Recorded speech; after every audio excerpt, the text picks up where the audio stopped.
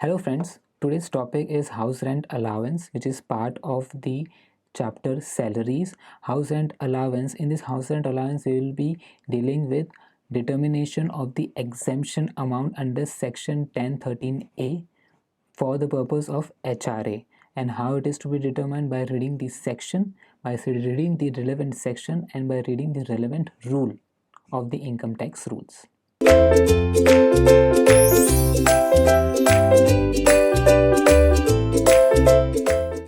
So friends, today's topic is house rent allowance, where an SSC is receiving an allowance for the purpose of making the rent payment for his accommodation. Is in those cases where he is paying the rent and is receiving the HRA allowance, there is a certain portion that he will be eligible for an exemption, and section 1013A determines the amount of exemption that is available to the employee.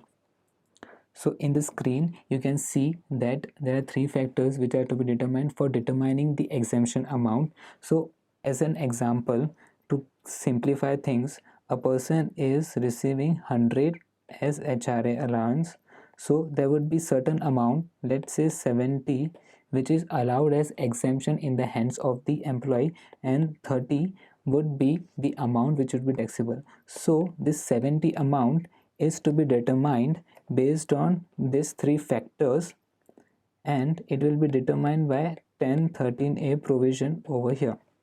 So the three factors are list of the following: actual HRA received, second criteria is rent paid minus 10% of the salary, third criteria is 50% of the salary, or 50% of the salary in the case of metro cities, and 40% of the salary in other cities. And for the purpose of this, the salary is nothing but basic salary plus dearness allowance if the terms provide, plus commission based on percentage of the turnover. So on the screen, list of the following is exempt: actual HRA which is received, 40% of salary in other cities, and 50% of salary if the house is situated in Mumbai, Kolkata, Delhi or Chennai. C part is rent paid minus 10% of salary. Salary is nothing but basic DA if the terms provide, if it is part of retirement benefit, plus turnover based commission. In the note section, the amount is fully taxable if HRA is received by an employee who is living in his own house. That means the person is not paying rent, and the first criteria for eligibility of the rent of the HRA exemption is rent should be paid. So if he's living in his own house, or if he does not pay any rent, then the HRA exemption is not available. In that case, entire 100 amount HRA allowance in an example will be subject to tax. Second, it is mandatory for employee to report PAN of the landlord to the employer in if rent paid is more than 1 lakh. So this is a more sort of procedural requirement, in which case if the rent paid annually is more than 1 lakh, then you need to provide the PAN of the landlord as well, which is nothing but which is coming from the circular which is dated 2013. Now reading section 1013A, 1013A again. Now reading section 1013A, any special allowance specifically granted to an SSC by his employer to meet expenditure already incurred on payment of rent. Again, any allowance specifically granted to an SSC by his employer to meet expenditure actually incurred on payment of rent by whatever name called, in respect of residential accommodation occupied by the SSC to such extent as may be prescribed. So there is a rule to it. To such extent as may be prescribed, having regard to the area or place, metro cities concept, 50%, 40%, in which such accommodation is situated and other relevant considerations. Again, any special allowance specifically granted to an SSC by his employer to meet expenditure actually incurred on payment of rent in respect of residential accommodation occupied by the SSC to such extent as may be prescribed, having regard to the area or place in which it is situated. Explanation: for removal of doubts, it is hereby declared that nothing contained in this clause shall apply in a case where: Part A. Residential accommodation occupied by the SSC is owned by him. So if it is owned by him, then there is no question of paying the rent, and accordingly HRA exemption won't be available. Or the SSC has not actually incurred expenditure on payment of rent by whatever name called in respect of residential accommodation occupied by him. Now rule 2A, which is to be read along with section 13A. The amount which is not to be included in the total income of an SSC. The amount which is not to be included in the total income of an SSC in respect of the special allowance, meaning the exemption amount referred to in clause 1013A of section 10, shall be the actual amount of such allowance received by the SSC in respect of the relevant period. So this is nothing but HRA received. Part B, the amount by which the expenditure actually incurred by the SSC in payment of rent in respect of residential accommodation occupied by him exceeds 1/10 of the amount of salary due to the SSC in respect of the relevant period. Meaning, another criteria is rent paid minus 10% of salary.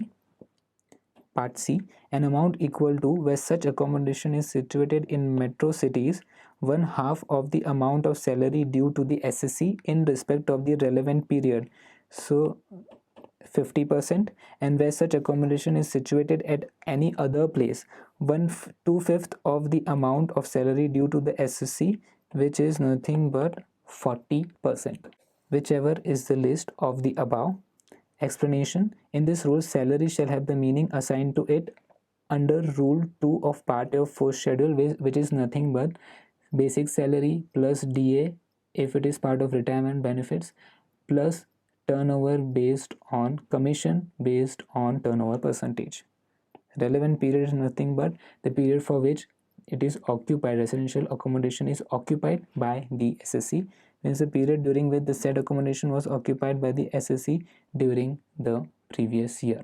Now moving on to the illustrations part. First is Mr. X has the following receipts from his employer. First is basic pay 3000 per month. Okay. Dividends allowance 600 per month.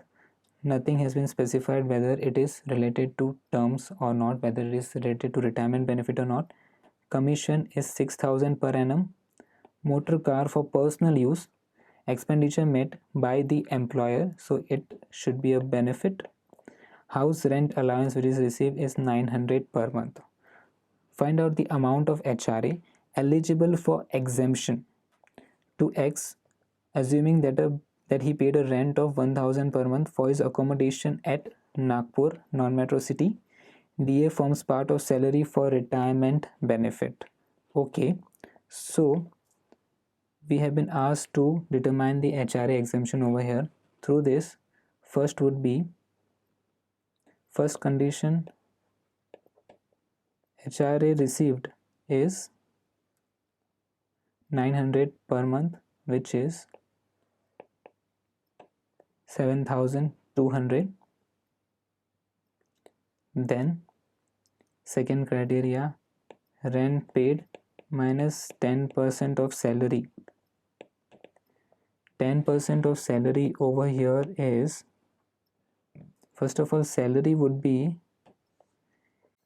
3000 into 12 plus 600, since it is forming part of the retirement benefit. 600 into 12 And commission, nothing has been mentioned over here whether it is based on turnover or not. You can mention a note to include it, saying that in absence of information it is to be included for the purpose of calculating salary. For simplicity purpose, we are not taking over here. Again, you can mention a note, in absence of information we have considered this as not related to the percentage of turnover. So basically you can include or exclude it by mentioning a note in the solution part. So this would be 3600 into 12, which is coming to 4,300. So 10% of it is 4,200, and 12,000 minus 4,320 is nothing but 7,680. And the last condition is non-metro city is 40% of salary. So 40% of 4,320 into 40% is nothing but 17,280. So least of the following, which would be this HRA received. So the exemption amount would be 7,200, and accordingly nothing would be taxable in the hands of the employee, because HRA received is 7,200, and so it would be HRA received is 900 per month. So 900 into 12 is nothing but 10,800. So 10,800, 7,680 and 17,280. List of the three is rent paid minus 10% of salary. Accordingly, the HRA exemption is 7,680, and HRA which is taxable is 10,800 minus 7,620, which is nothing but 7,680, which is nothing but 3,120 is the taxable HRA in this case. Start. So next is illustration 2. For HRA, Mr. X has a basic salary of 10,000 per month. He is also entitled to dearness allowance at 100% of basic salary, so which is 10,000 per month again, and 50% of which is included in salary as per terms of employment. So 50% will be taken for the purpose of calculating salary.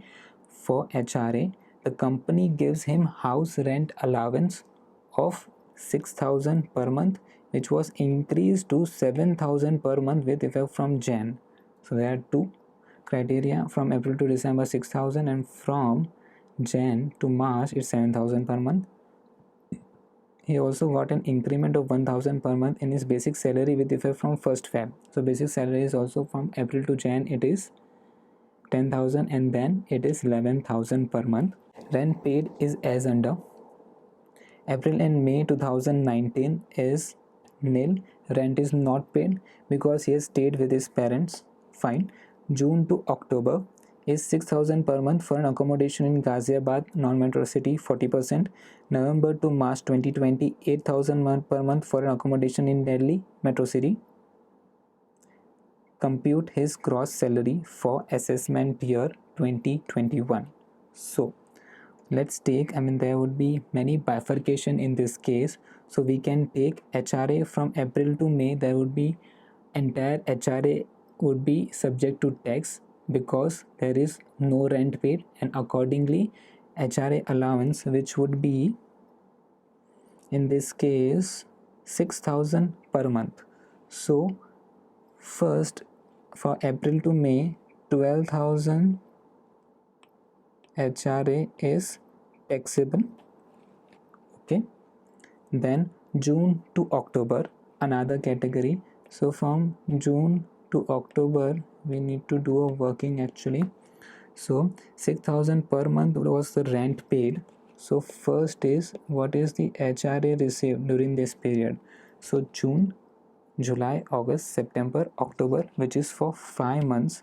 5 months into 6,000, which is 30,000, which is received.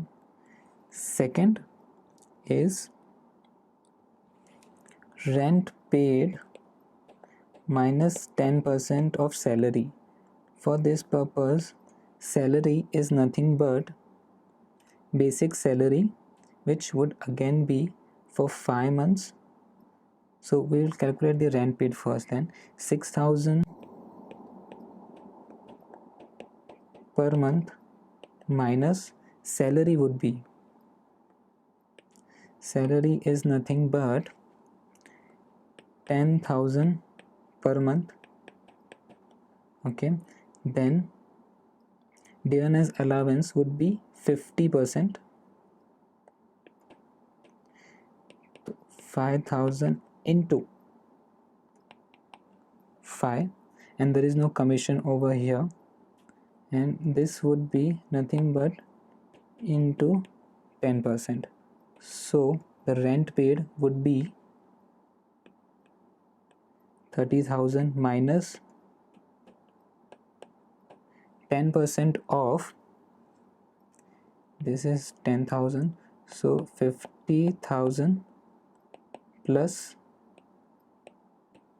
25,000, 75,000, 10%, 7,500, so 30,000 divided, 30,000 minus 7,500 is nothing but 2,500 is the second part, second condition. First condition, second condition. Third condition would be 40% in this case, because it's in Ghaziabad. 40% of salary, salary in this case is nothing but 50,000 plus 25,000, which is 75,000. So 40% of 75,000 is 30,000. So 30,000, 22,500 and 30,000. Least of the following is nothing but 22,500. So HRA is 30,000 and exemption available is 2,500, which is 7,500 HRA will be taxable over here. This is the taxable part. Now November to March, in this there should be 3 categories, which should be your salary is increasing from 1st of Feb and the HRA is increasing from 1st of Jan. So let's take for November to December, then Jan, and then from Feb, then Feb to March. Okay, so November to December, this would be the third category. Again, what should be the HRA? HRA is nothing but 6,000 per month and it is increasing from Jan. So 12,000 for 2 months. Rent paid minus 10% of salary.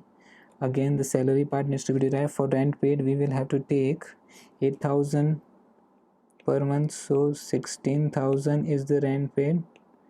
Deduction of salary. Salary for 2 months will be 10,000.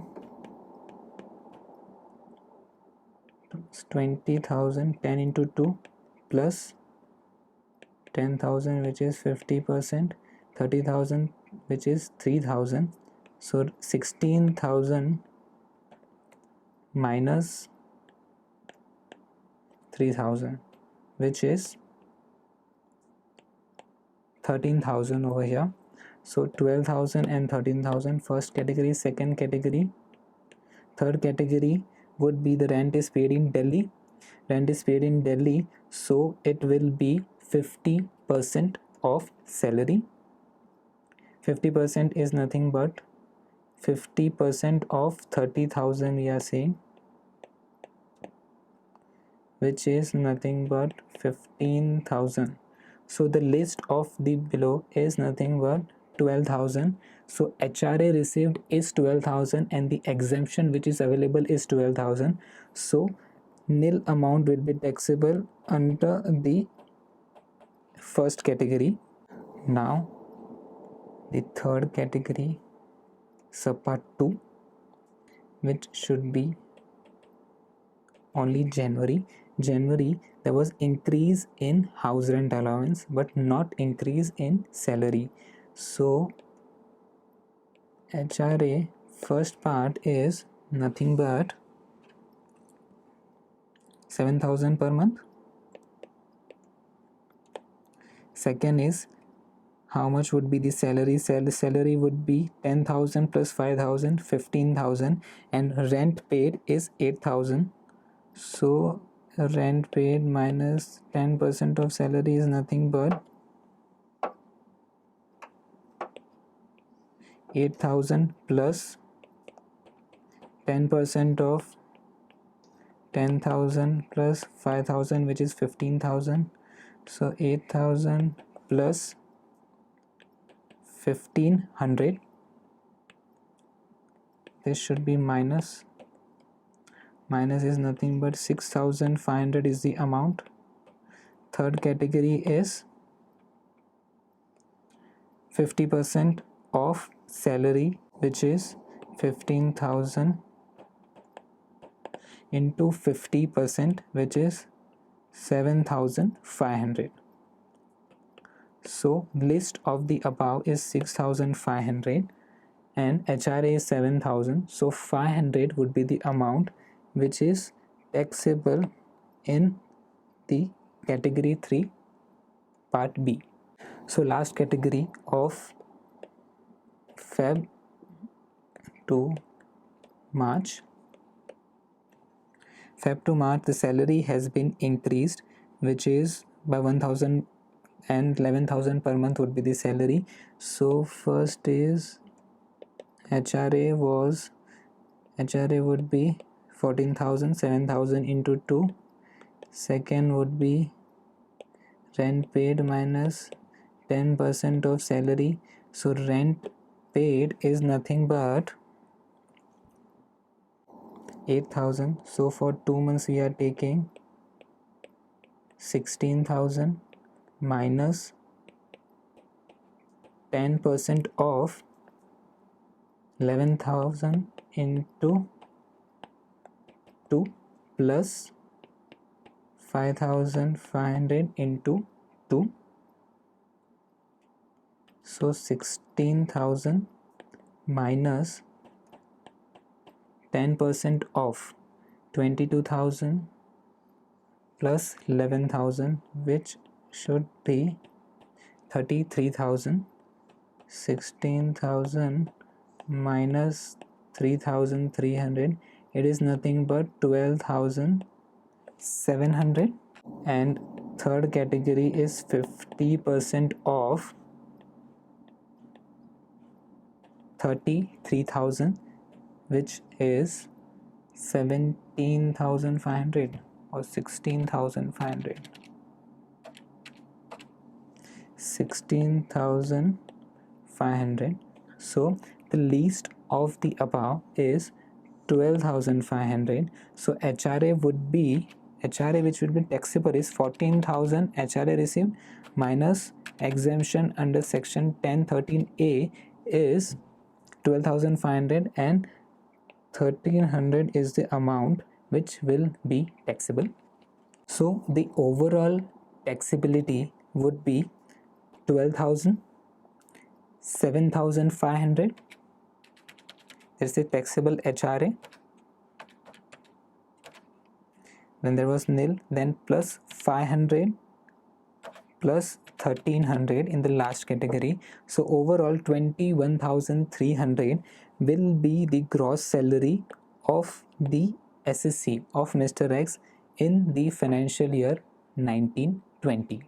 So this was end of the topic of HRA. In HRA we have studied that the amount of exemption is specific to 3 criteria: actual HRA received, rent paid minus 10% of salary, and last category is 50% of salary or 40% of salary. 50% would be in the metro cities if the residential accommodation is in the metro city, then 50% of the salary will be considered for the purpose of exemption. Any amount least of the above will be considered as exemption, and the net taxable amount will be subject to tax in the hands of the SSC. And the salary part includes basic salary plus DA if it is part of retirement terms, plus commission based on percentage of turnover. Thank you.